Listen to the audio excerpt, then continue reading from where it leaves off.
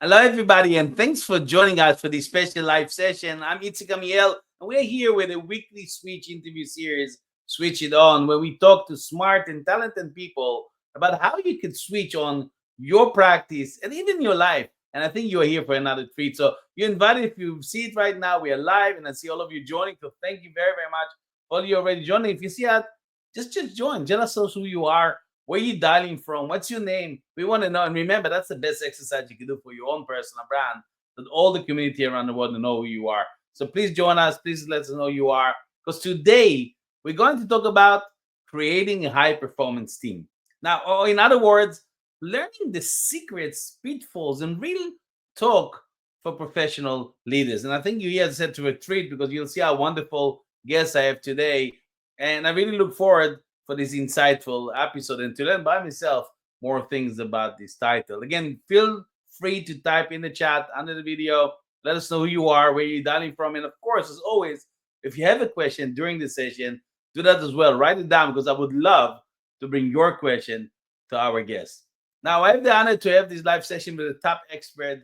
And today, my special guest is Reza Rahmani. And I hope I pronounced your family name right, Reza. You come soon and you correct me. But before I invite Reza, as you know, I don't like to give a short resume or read the resume of people before them because it's always embarrassing, right? So I like to give it behind the back. So let me give you some highlights about Reza. Reza Rahmani spent the first, 10 years of his career as a research and supply development engineer. Yes, engineer. But he found his passion and purpose when he shifted from engineering to a role in the human resources. I'm sure a lot of people asking, how did you make it happen? And that's probably a curious question, all of you to ask later on.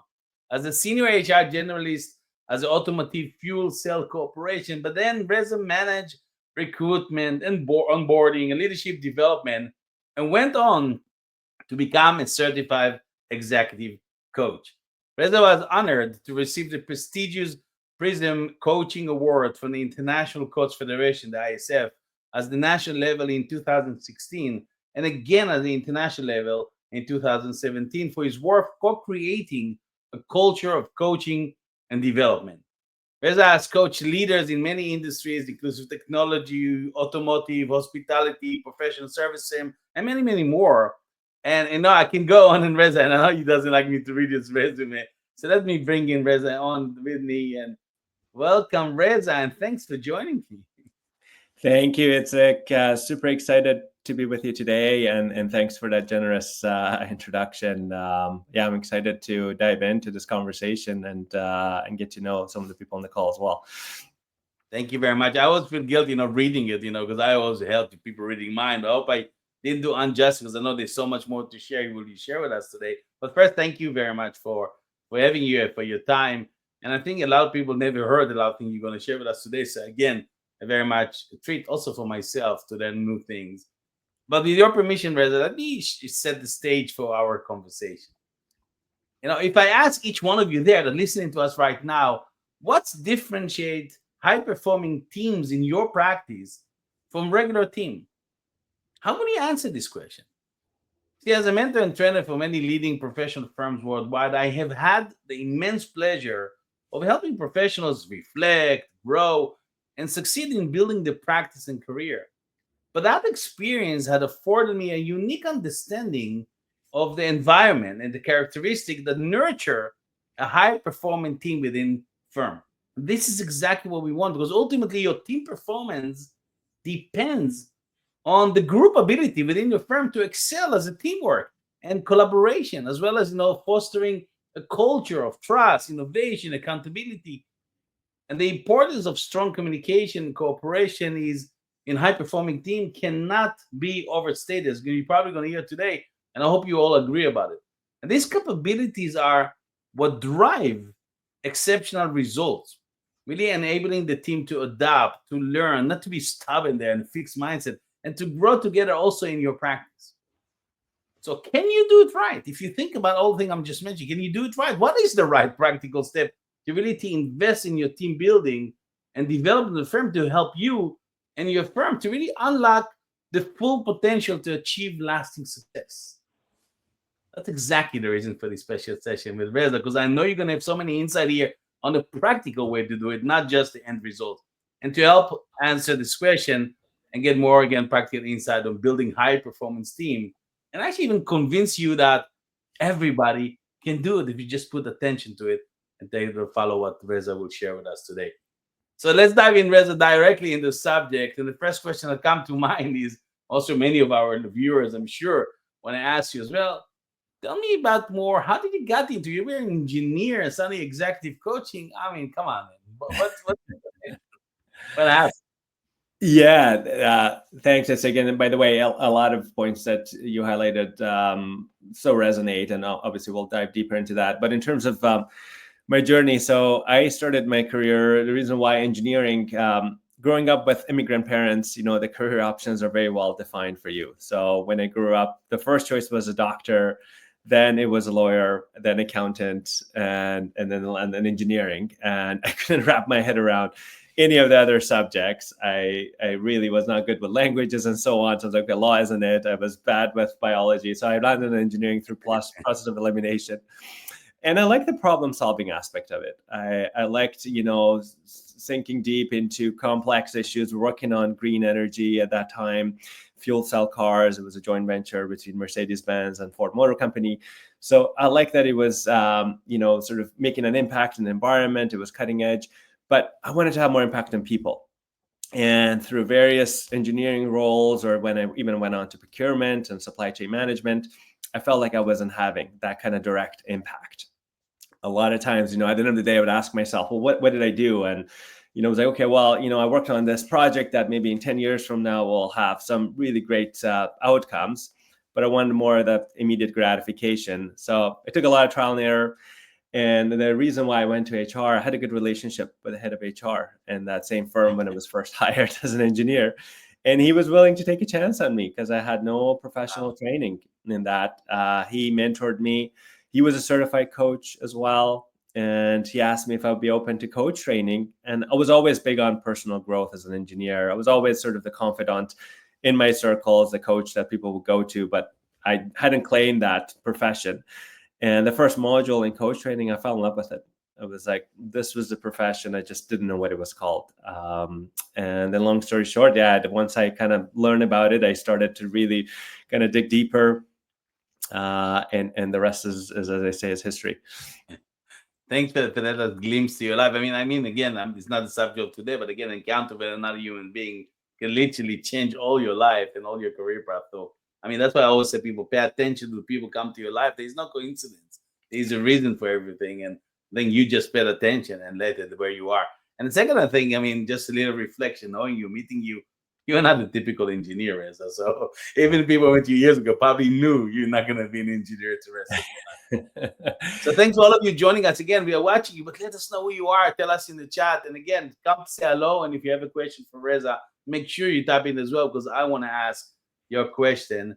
Because you're invited to join us if you join right now to learn about creating high performance team. So let's dive even more in the subject today, because if you look at it in our environment, professional service firm, it's very competitive professional landscape. Building a high performing team is really, I may use the word crucial, really, to delivering even exceptional client services and achieving firm goals.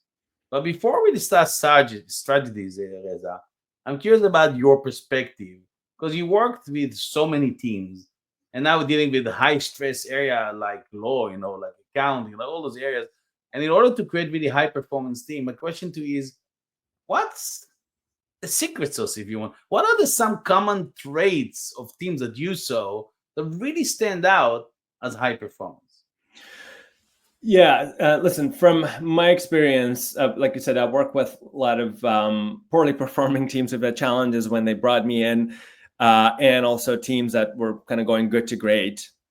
Some of the key things I've learned, it's like across the board, are sort of actually two elements that I'm going to simplify for the sake of our conversation, but in each element, there's a lot. One is clear communication. And what I mean by that is everyone understanding what's their role, responsibility, mission, and them really getting behind it and understanding their piece of the puzzle. And second element is that kind of psychological safety that you hear nowadays kind of being thrown around a lot. But what I mean by that is people really feeling valued, feeling they can challenge status quo, feeling they can give each other feedback, and having that sort of that sense of belonging as well, that they feel like they're part of something much bigger. That's when they can go above and beyond, and we can sort of unpack each one of those two elements a little bit further. But a high level is really around, that clarity of roles and responsibility, that alignment on goals, and the second element, that psychological safety piece. And both are easier said than done, especially in today's environment when we're all moving 100 miles an hour. Everyone's just trying to keep their head above water. So it takes an immense amount of investment and dedication and discipline in order to be able to cultivate both And I of love those. that you, thank you for that, Reza. That was very insightful. I love that you add the word clear communication, not just communication. Because a lot of people talk about communication, but because you have different people, different culture, different generation, whatever, and teams and in firms, I mean, clear communication, make sure that the other person understood, not that you just communicated. That's very Mhm. important because communication need two people. I think that's very good point. And of course, we're going to go later on to more things. Again, those of you joining us, we are live. Yes, you're asking, we are live, we are live. Well, how can I prove it? We are live? But we invited you to join us today about creating high performance team. And so let's take a different scenario, Reza. Mhm. Someone who are listening to us, really starting, let's say, fresh with a new team, or just got, responsible for a new team, and just trying really to raise the bar. Okay. So if I Mhm. ask you to advise her or him who are listening to us, where should they focus first? What one thing you should say that they cannot skip, and maybe a common pitfall that they can watch out when they're starting a new team?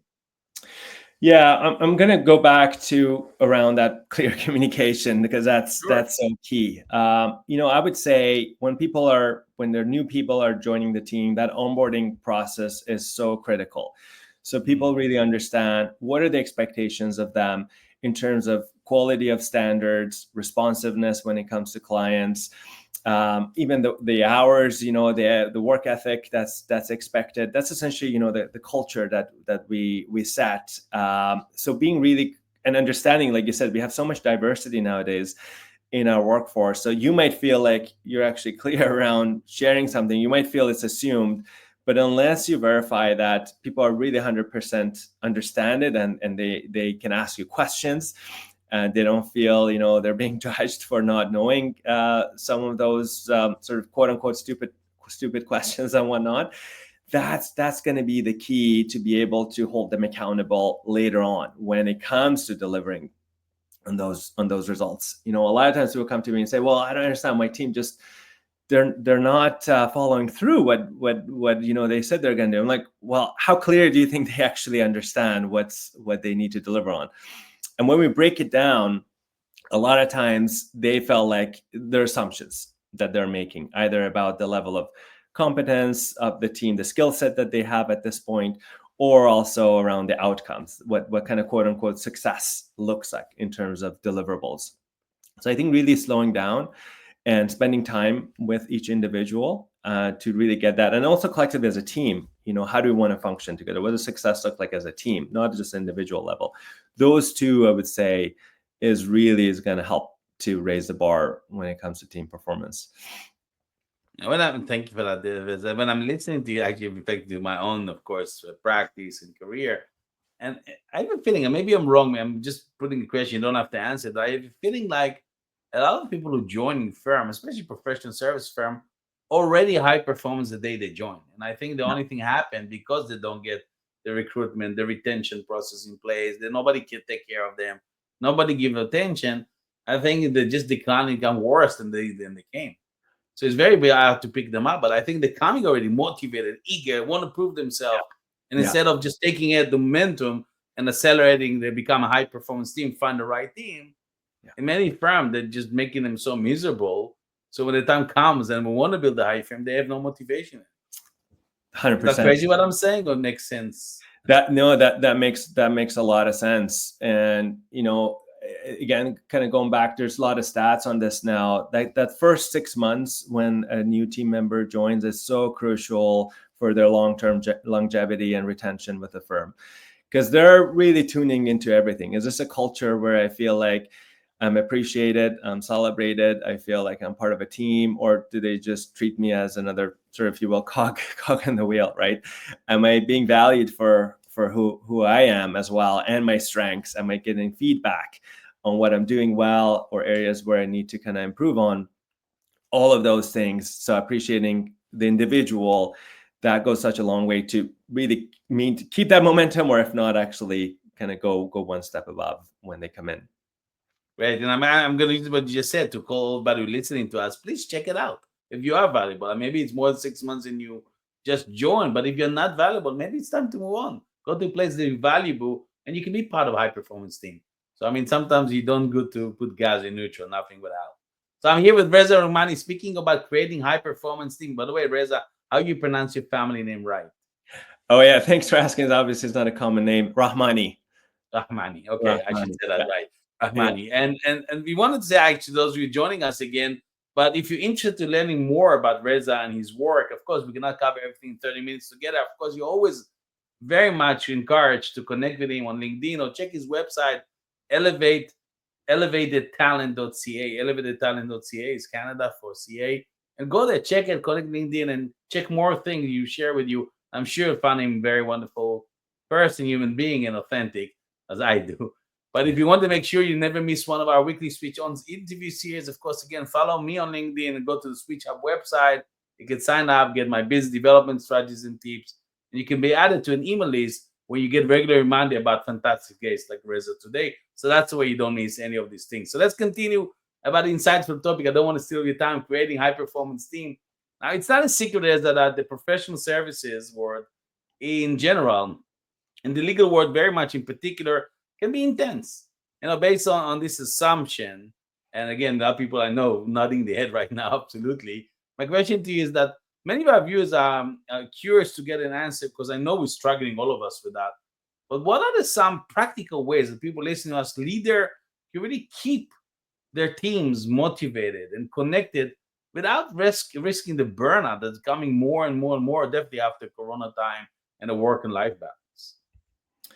Yeah, that's a common, obviously big challenge, and I feel like post sort of COVID area, that's got somewhat worse for a lot of us as well. As you mentioned, just the pace of work keeps accelerating, and with the hybrid workforce, a lot of us feel the pressure to work around the clock, right? So maybe we work a little bit in the morning, then we kind of take care of family responsibilities, and we all dial back until late at night.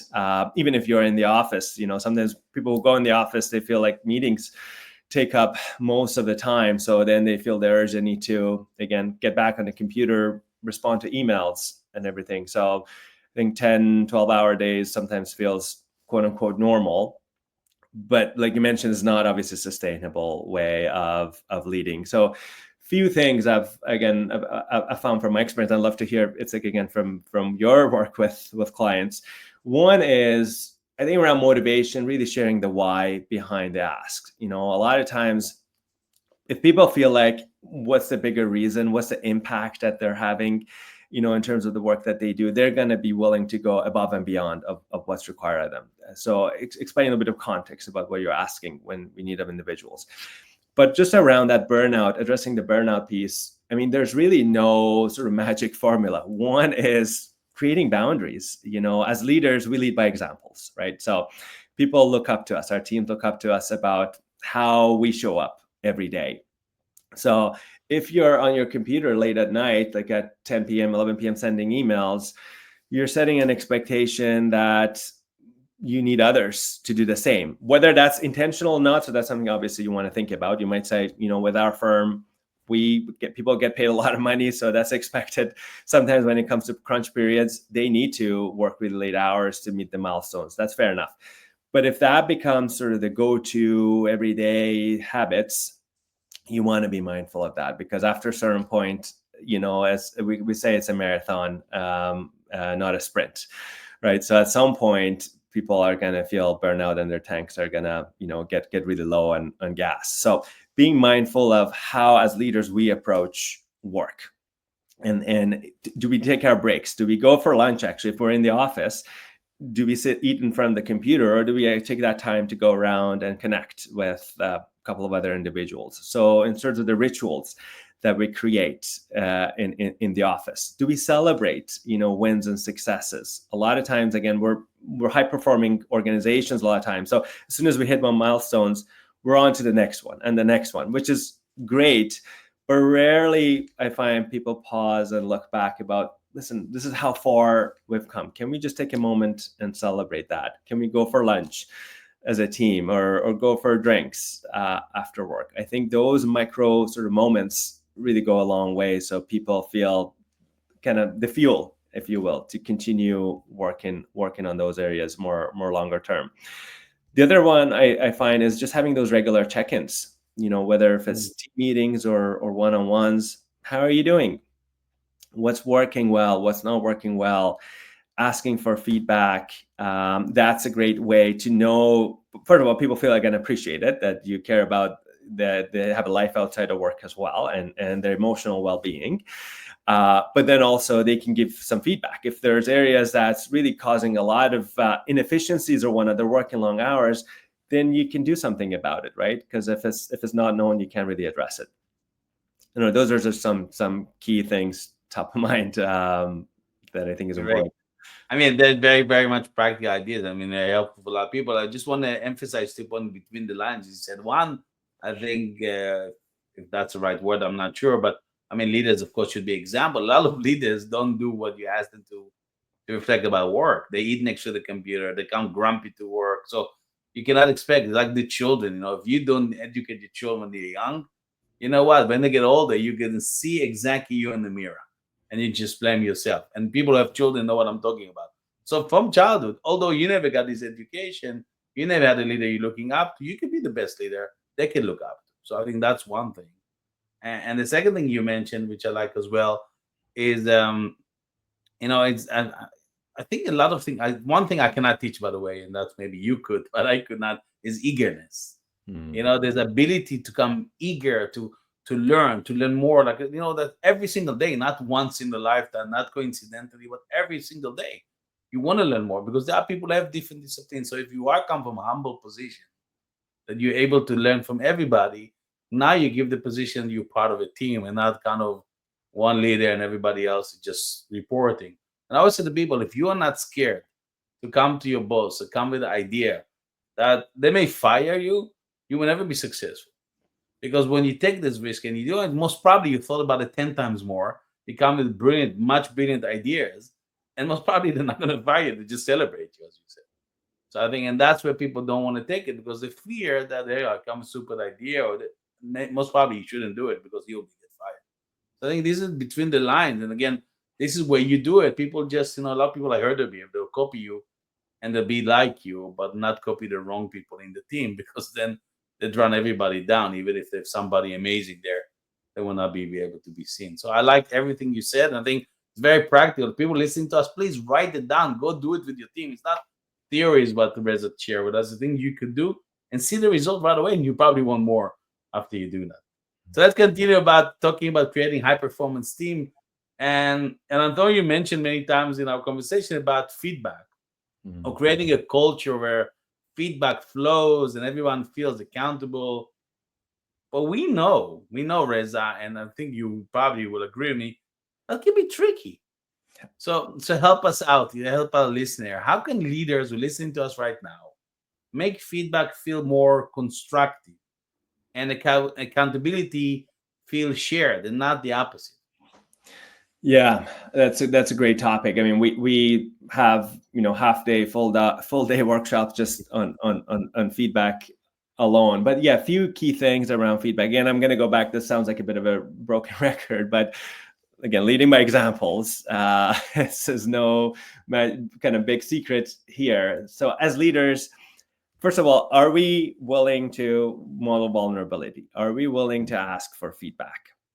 There's some cultures that there's still a lot of if you will, sort of old mentality that as leaders, if you ask for feedback, that shows you don't know what you're doing, kind of thing, or shows weakness. So I want to challenge that actually is the opposite. So if as a leader, you can, first of all, if you make a mistake, you own it and you say, okay, here's what I'm going to do differently around it, but also be willing to ask for feedback from your team. That is the most powerful thing, because you're modeling that in terms of behaviors that you want to emulate and create cultures you want to within the organization. Second piece is, again, you want to kind of normalize feedback. So it's not a one-time event. A lot of, again, organizations I work with, it's just the performance reviews, right? When it comes to HR says, okay, you need to do your performance reviews, and everyone feels very disgruntled because they got a lot of other work they need to get to. So last minute, they fill out this form, then they sit down with the individual and they say, okay, 2 things you're doing well, and here's 3 things you need to do better. And the person a lot of times is surprised. They're like, where the hell did this come from?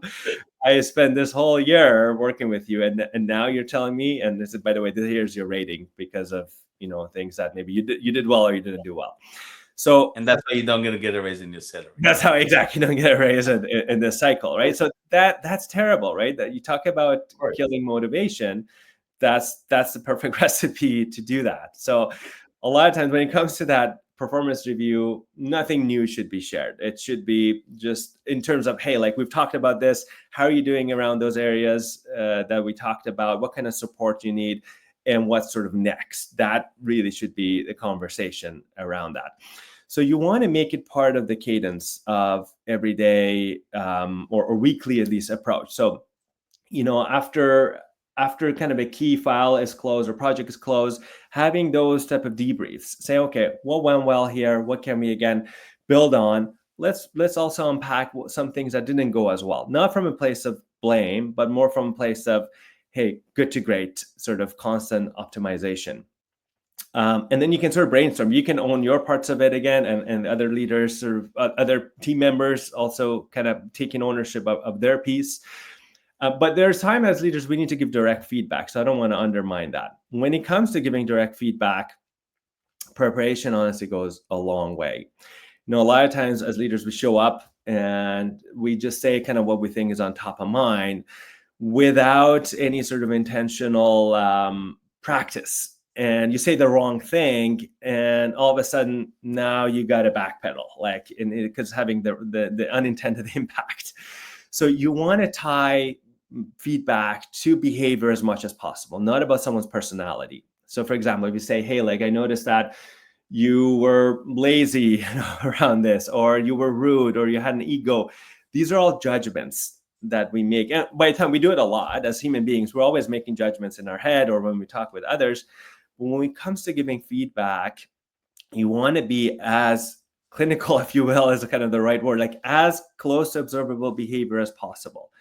For example, I noticed that, when it came to turning that report around, we were late by a day, or there are a lot of errors in this place. And I'm giving you this feedback. I noticed we're still haven't been able to resolve some of those errors. I'm curious what's going on. What can we do differently to help change that? So you notice I'm sharing things that you could have a video camera almost recording it. If you're watching this person, delivering the work on a meeting, it's very objective and it's very fact-based. So the more you can stay to that, the less defensive people normally become when it comes to processing it. And the other piece too is when people think of feedback, they think of negative feedback automatically, but there's a lot for positive feedback as well. So, just good job is not good enough nowadays. You need to be specific. What did this individual do that had a positive impact, so they can continue building on it? And actually, a lot of high-performing teams, they have a lot more positive feedback than critical feedback, because when it comes to negative feedback, you've built all of those deposits, if you will, into the bank account, so you can withdraw. I don't know. There's a lot that I just shared there, but pause and see kind of what resonates. No, I love everything you're saying. I mean, it just remind me a lot of points. I mean, you talked about feedback. I mean, be honest, etc. But I think once I spoke with Jack Wallace on stage, and he taught me the ABC method. To be candid. And Kenny is very strong in the English word. Be very brutally honest with people. Because you said the word that is the evaluation and the surprise. And I think ever in my career, Every time I got evaluation, I was surprised. Still, I get it. No, of course, I have to say that, even if it's not true, because I'm not going to raise my salary. And that's also connected to something else, not really to help you develop your career or take courses. So I think the ABC method I learned of is that people know they're A, they're amazing, they're great, they stay, they will be the C, that no candidly they're going to go out, and they will be the B, they get the opportunity to change and give them what they can do. I mean, so that's one thing. The second thing, I don't know if you mentioned it, but one thing played in my life is feedback for yourself. I Yeah. mean, I never got positive feedback. I always get, you change that, change that. This is typical in law firm. So I Mm, used to go, and I never shared it before, but I used to go to the toilet, mm, close the door, look myself in the mirror. I said, "Good job, man. Good job." And that's why I made my mind so strong. My mm, mindset. So even when I speaker now, as a speaker, Reza, I don't really care if the audience like what I say or not. mm, I'll be mm. honest with you. I mean, first feedback to myself: did I put everything that I did to make everybody amazed? If I did it, I feel happy, great. If people come and say it was good, it just cherries on the pie. But I don't depend on other people's opinion. Why if they didn't wake up in the right moment? The Yeah. same thing in the firm. Sometimes people come with moody, whatever. So feedback to yourself is very important because it will help you, resonate or speak on the same frequency as other team members, I think. And the last one is, and again, back to my own as example, sometimes stupid negative feedback is the best thing you can ever get to get another career. I mean, I promised my last boss I'll be in the big stage of the world, and thank you for being an idiot. So, and that's why, because I got bad feedback. I never believed in it. I fed up with it. Let me go. If I got always good feedback, maybe I say and be a good lawyer in a good law firm as lawyer. So sometimes you take this negative feedback as a momentum, as the universe kick you out. Sometimes it's good to get this feedback. I'm not saying it's bad, right? Mhm. So maybe that's my crazy mood. I But love it. Yeah, is because yeah, you're all nowadays as employees, we're way more in choice than we used to be. So if you're not in an environment where you're celebrated, you're getting feedback on your strengths or even development areas, so you feel like you're constantly developing. There's signs, there's information there, right?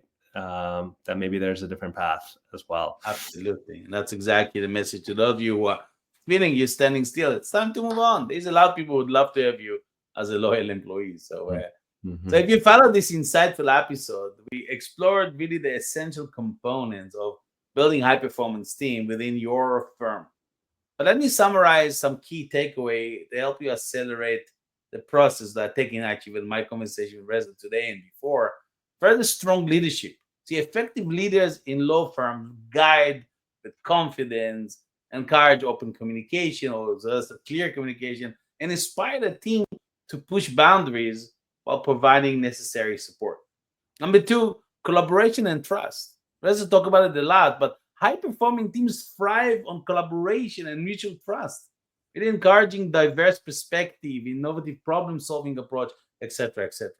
And the third point is continuous development, the thirst for knowledge, etc. Investment in ongoing training and professional development is crucial to keep your team informed, skills, motivated, and really allowing them to adapt to the evolving legal landscape. And if I didn't mention again, and just to classical address to start with it, the open communication, the clear communication facilitation environment where team members feel heard and valued. It encourages the transparency and enhance team cohesion. And if you want the last one, and that's actually wrapping everything, is the culture of accountability. Because in your firm, make sure the team that excel hold themselves and each other accountable to the actions and the outcomes and promoting responsibility. And of course, don't forget integrity. So all the things you learned today in this powerful session with Reza, I would suggest you listen to it again. There's so many diamonds in what he said to us, and out of experience, I think he worked with so many teams, and you want to take it and implement in your practice. So to summarize the session, I have a quote for you, Reza. I don't know if you like it. I hope it inspired a lot of our listener by Jimmy Johnson, who said, "The difference between ordinary and extraordinary is just a little extra." And I think Mm. that's what makes the difference for your team, for everybody else. So now, friends, it is time to take action, implement what you've learned in this session. I hope you do it. We have been here with Reza Rahmani, this top leadership expert. And for now, I want to thank you, Reza. I know it took more longer than I thought, but it doesn't matter. I love the subject. It's been fantastic every year. I know time passed very fast. But thank you very, very much for everything. Thank you. It's a pleasure always to chat with you. Thanks for having me as part of this conversation. And yeah, look forward to anyone has any, like you mentioned, follow-up questions. Send me an email. We could share it later in the description, and happy to be more of service if useful. Great. And the rest of us, I want to thank each one of you. Stay with us and listen. And I hope you listen to replay. Hope you enjoyed. Thank you very much. And until next time, we hope to see you again soon. Remember, next episode is next Tuesday, 6 p.m. Central European Time, 12 p.m. Eastern Time, 9 a.m. Pacific Time. But now it's your time to switch on and start investing in your team to make them a high performance team. And I want you to retain them for a longer term. Until next time, thanks everybody, and bye for now.